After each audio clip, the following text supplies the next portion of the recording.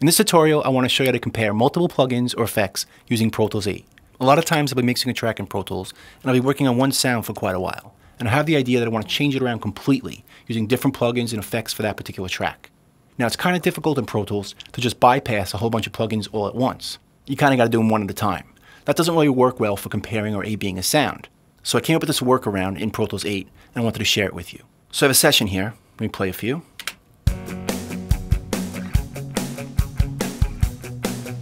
Now I've been working on this snare for a while. Let me just solo it. Take it out of automation mode and make it a little louder for you. And you can see it sounds bright and pretty snappy, but I'm looking to maybe go a different direction. Maybe I'm going to try distorting it and maybe add a little more punch to it instead of so bright and snappy. So best thing to do, leave this the way it is and duplicate it. Select the track, go to your track menu and go to duplicate. Hit OK. Now go to the edit window and select both those tracks somewhere. I'm going to select a spot just so I can loop it. Now I'm going to go back to the mix window. Let me unsolo this. And you're going to mute one of them. Now because they're selected, if you use the Shift S trick, it solos both of them. If it's Shift M, it mutes one and unmutes the other. Let me show you in the mix window. It's better to see it there. Shift M, you see it toggles them back and forth. Because it takes the one that's muted and unmutes it, takes the one that's unmuted and mutes it. It's kind of a handy feature.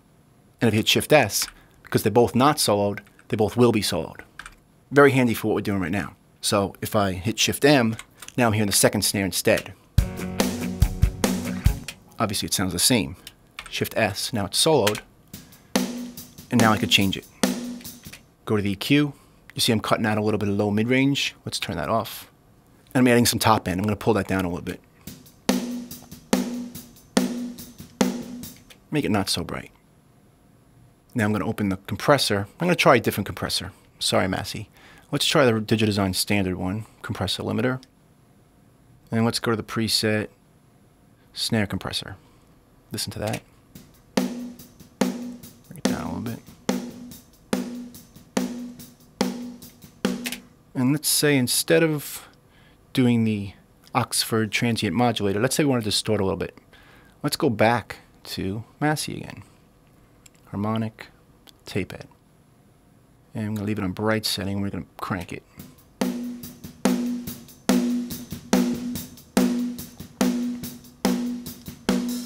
Very different sound, but I want to see how that works in the mix. So I can quickly get it out of solo by hitting Shift S. Shift S to solo again. Shift S. And then we can hear that track in the mix. And find the level that works for it. You know what, let me just try one other thing. Solo it. I want to give it a little less reverb.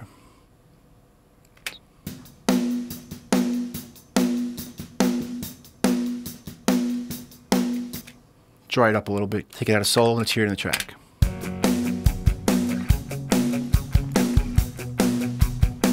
Now if I want to A-B it, Shift M. Old one. New one. You'd see it sounds completely different. And that's something you really couldn't do by just bypassing one at a time. You have to be really quick on the bypass switches. Let me just show you it on the vocal also. Let's say we like the new snare better. Let's go to the vocal track and do the same thing. Go to my edit window. It's right over here. Highlight a few bars of that. Let's hear it in the track. You always tell me what to do. Now that sounds a little wet. Let's play around with trying something different on that too. Select the track, duplicate. Okay, mute the second one. Go back here and highlight both of them. A few bars is good. Back to the mix window. And again, if I hit solo. You always tell me what to do. Hit Shift M. And you hear the new one. You always. Let's try turning off all the effects on that track. You always tell me. And let's say we want to change the EQ a little bit. Cutting a little in the mid. Let's get rid of that and make it a little brighter. You always tell me what to do. You always tell. Actually, let's go down a little bit. You always tell me what to do. A little more nasal sounding, but let's see how we like that in the track. Shift S, solos it.